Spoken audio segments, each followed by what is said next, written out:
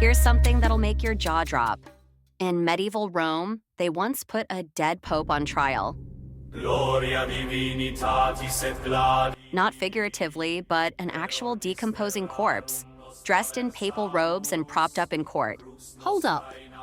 You're telling me they dug up a dead body just to put it on trial? That's absolutely wild. Oh, it gets better. This was the infamous cadaversynod of 897 AD, where Pope Stephen VI had his predecessor Pope Formosus exhumed after 7 months in the grave. And get this, they went through a whole formal legal process. There must be quite a story behind someone going to those lengths. What exactly drove them to this? Well, you know how they say politics makes strange bedfellows? In this case, it made for strange courtroom drama. The 9th century was this incredibly turbulent time in papal history. We're talking noble families fighting for control, power struggles everywhere, and the whole Carolingian Empire falling apart. So this was more about power plays than actual justice? Exactly. Formosus had made some powerful enemies by crowning Arnulf of Carinthia as Holy Roman Emperor. The Spoleto faction, which backed Stephen VI, was absolutely furious about this. But here's where it gets really theatrical. They dressed the corpse in full papal regalia and even assigned a young deacon to stand behind it and answer questions. That poor deacon. What kind of charges could they possibly bring against a dead pope?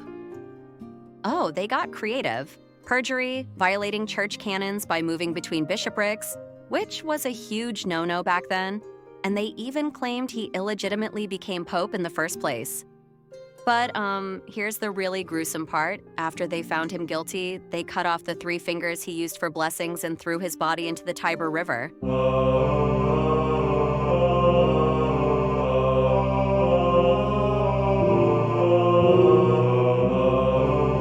Well, that's absolutely horrifying. Though I suppose in medieval times, this kind of posthumous punishment wasn't completely unheard of. You're onto something there. Medieval Europeans had this deep belief that the body was connected to the soul's eternal fate. They would sometimes put dead heretics on trial, but even by medieval standards, this was extreme. And you know what? It totally backfired. Like karma coming back around. Oh yeah. The Roman people were so outraged that Stephen VI was deposed, thrown in prison, and strangled to death all within the same year. And then the next pope, Theodore II, completely reversed everything, gave Formosus a proper burial in St. Peter's Basilica, and restored his reputation. So in trying to destroy Formosus's legacy, Stephen VI basically destroyed himself. What fascinates me is how this reflects the power dynamics of the time. Right? The papacy wasn't just a religious position, it was this incredibly powerful political office. The Pope could crown emperors, controlled significant territories, and was really at the center of European politics. You know, in many ways, this whole incident reads like a medieval version of modern political scandals. Though thankfully with fewer corpses these days.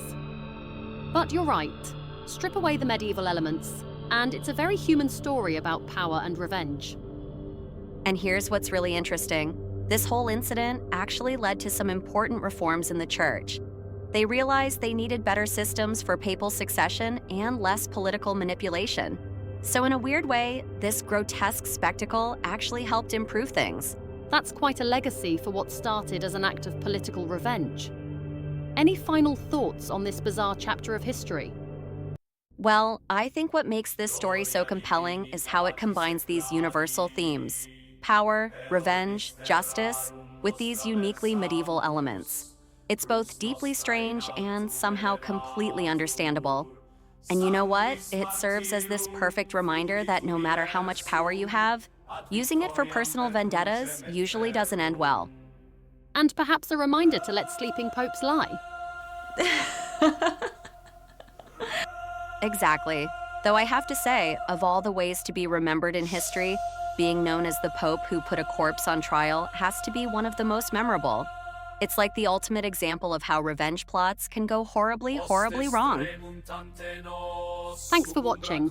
If you enjoyed this video, be sure to hit the like button and subscribe to our channel.